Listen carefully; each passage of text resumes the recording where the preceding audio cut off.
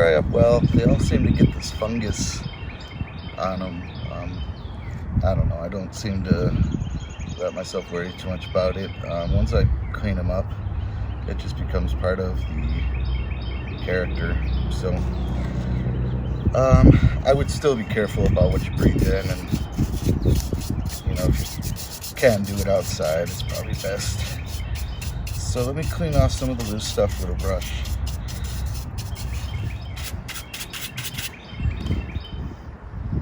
And I got some acetone here, which is basically just nail polish remover. There's probably a lot of different things that you could use for this step of just cleaning it.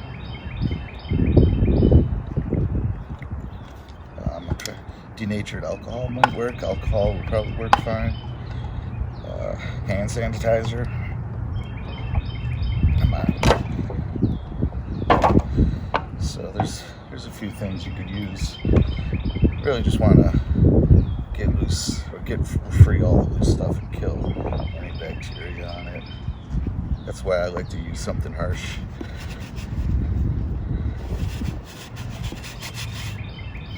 In fact, we're gonna do it like this.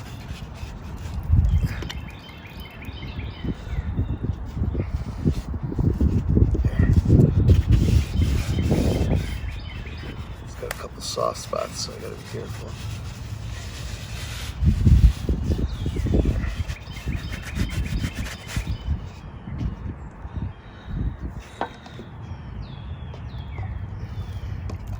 This stuff's very flammable, so again, another reason why you want to do it outside.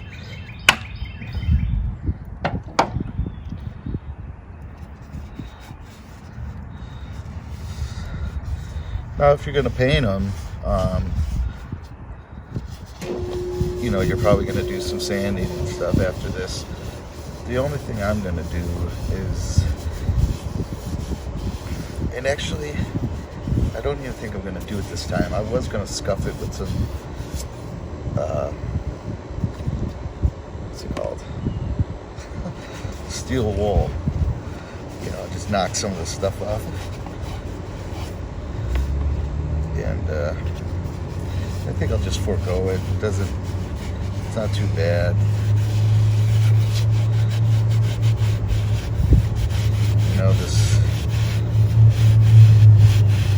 If you were going to paint it in any way, shape, or form, now would be the time to do that. I'm not going to treat these with anything. Just see how they do on their own. So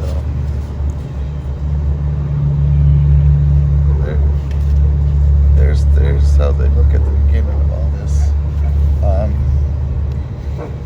I wanted to stop and take a moment, and I was talking about in the one other video about how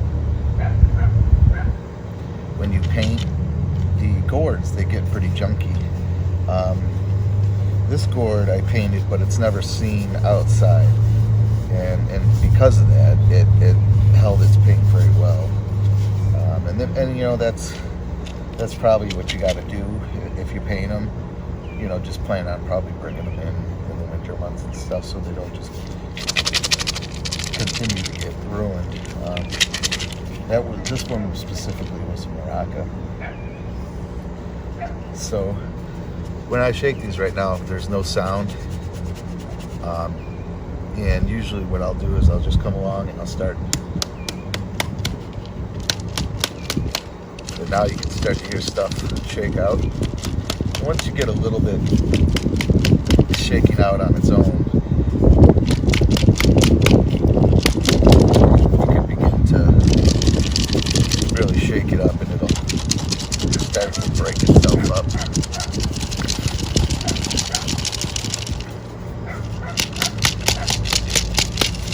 Oh, big chunk. I'll be right back.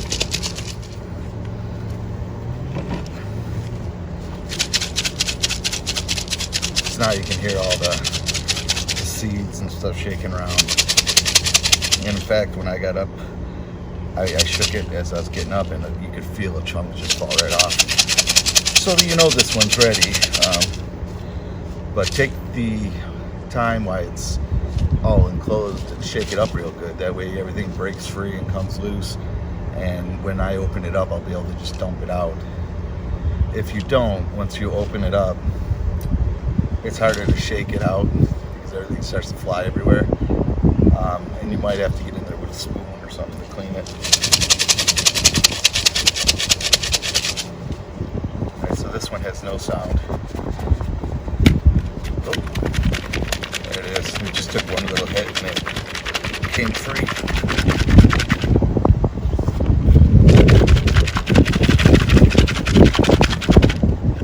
So you know these are ready. Okay, so if like I said, if you're going to paint them, I'd paint them now. That way none of your paint product is going to get on the inside and irritate the birds. If you're going to do something and you want to incorporate your hole design, trace where your hole's going to be, do all your painting and everything, and then when it's good and cured, then drill your hole. And what that'll do is it'll give you a nice clean hole through the paint, but also that edge gets ripped free, and any paint that's on that edge that the birds would most likely get to is removed, any paint product or sealer. So just it helps them, because they pick at this stuff and they know that this stuff, if it's got any kind of paint or product on it, it can make them sick or just make them not interested at all. So but yeah, take a look at them and figure out where you think you want to put a hole and where you think you want to hang it. Your hole should be roughly, if you take in consideration this bulbous part, it's about halfway. Got strong wind today. So as I was saying, if you're just considering this part, go about halfway if you can, angle it down a little bit. If you're considering the whole gourd, just basically tell yourself the bottom third. So you want to have enough room that they can build the nest in there, and the nest can come up to about the lip of the opening. You're going to want to drill 2 or 3 holes at the bottom. Try to find the lowest point, and that'll help drain any water that gets in there. And then depending how you hang it, I like to hang them off this part, so I don't have to drill any hole up here. But if you don't, you can drill a hole through the top and feed a string, and that makes it really convenient to hang. Let me grab something real fast. Grab some sealed wool here. I just want to see how much this cleans off.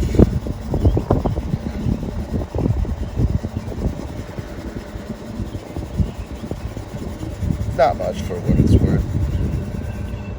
I just assume leave it on.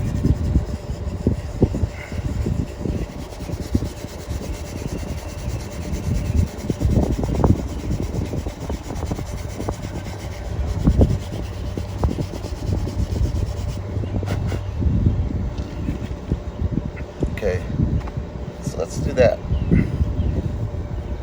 If you Google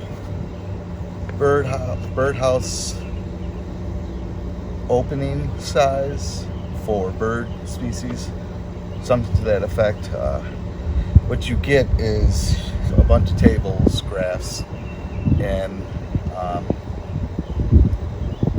they'll have on the different sizes of openings and then what species likes that size, or they'll tell you the species and then you'll go over and you'll see the specific size hole. The last one I did was I did 1.5 inches because it attracted about 7 or 8 different species. This one we're doing it specifically for the martins, so I'm going with 1.25 inches. That's what they recommend.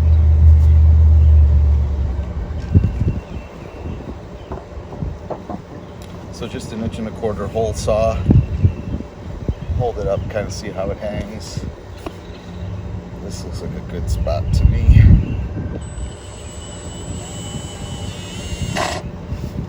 And these are very fragile, so just kind of take your time with it.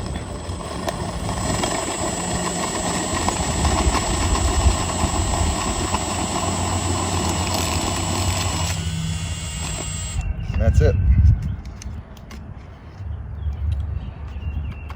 I've never measured the thickness of the gourd, but it works. It's about 1/8 of an inch thick or so, maybe.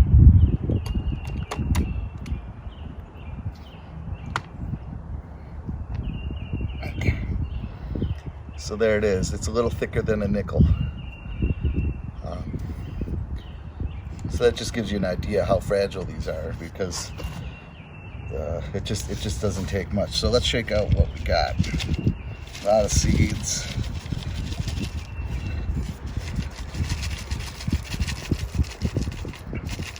Lots of seeds. That's great.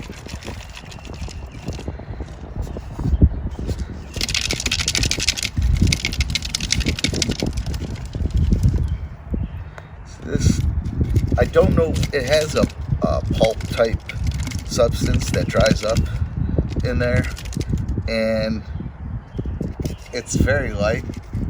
Sometimes it's difficult to get out because it's so light it's hard to grip, but you know, shake out what you can, and what you can't, you probably guarantee that the birds will eat and remove it themselves.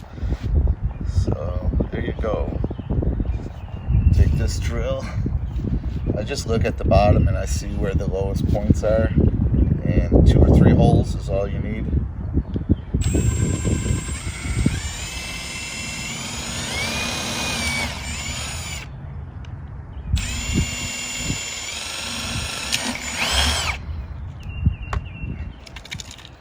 And that'll just let water and stuff run out.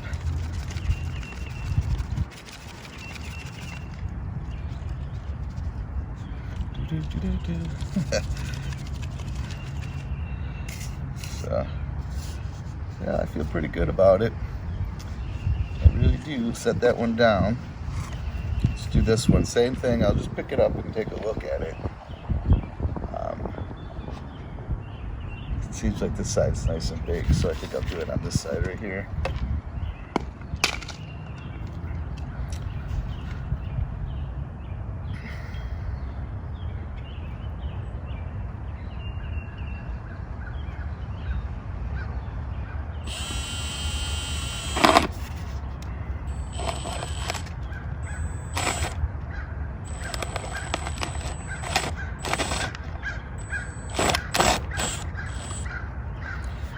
Okay, so that one didn't go very well. Still got the hole, but it was very choppy. I don't know if you saw it, how choppy it went in. A couple holes on the bottom. Let's just shake out whatever. Let's just shake it out.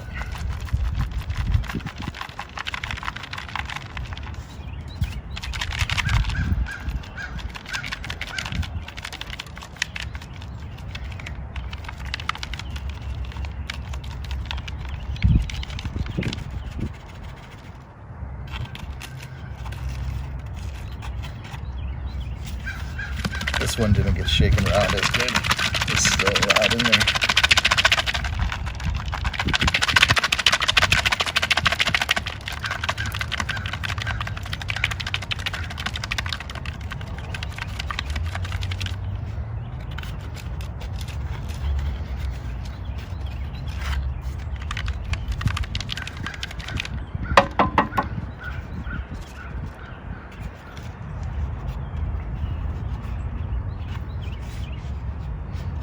So this one was very brittle, and it actually started to rot, and apparently it stopped. So at some point it was wet and it was starting to rot. It must have just dried out enough to stop. But nonetheless, it made the side very fragile. So when I drilled through it, it just shattered, and I had to kind of run the drill just once to get it round. It was all cracked, but it looks really good. Again, I'm gonna get some twine, and I'm gonna go up to the garden and hang these two up, just the way they are. Nothing flashy, you know. And it's a lot of fun to do that. It's a lot of fun to paint these before you go and hang them up and stuff. But the reality is, for me anyhow, we have a very simple thing we want to use them for. We just want them to be birdhouses. We don't need them to be flashy.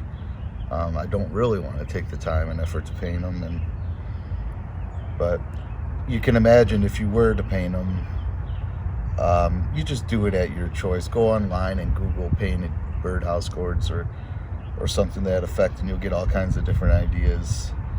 It's pretty much unlimited, the paint schemes and ideas that you can come up with for these. So, well, why don't we go up to the garden and we'll hang these bad boys up then.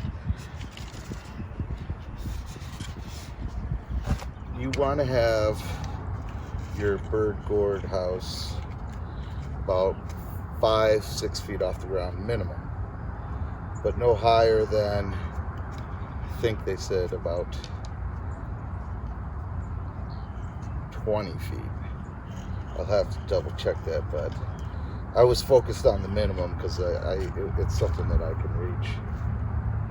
So we've hung some on other spots. The other thing is they said face it towards the area that you want them to be the predator of. So we'll face it towards the garden, and ideally they'll prey on the bugs and stuff that are in the garden. So let's see.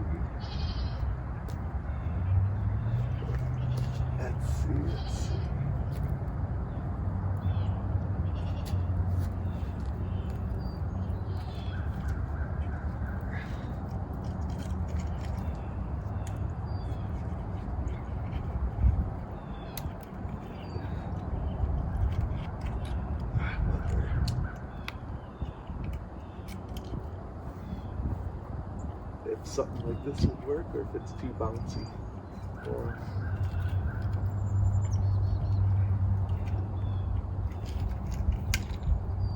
I guess we'll find out. But I mean, the stick is sturdy enough, it's just kind of bouncy. So there's the one.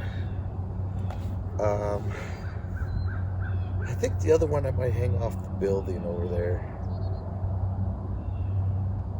Let me think about that.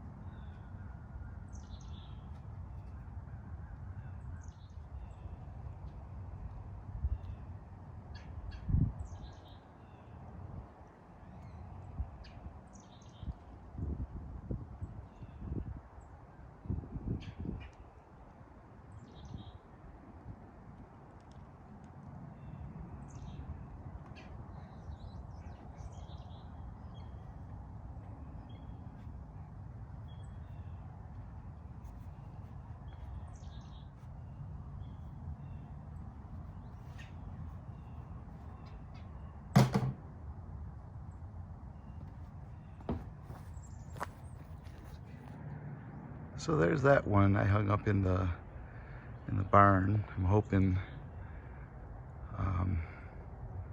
we've had them make nests, the martins that is. We've had them make nests in the rafters, swallows as well. So I'm hoping one of them will take up. We got one there,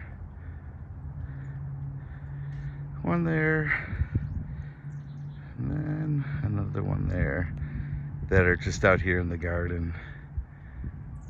We hope somebody will take up residence in these as well.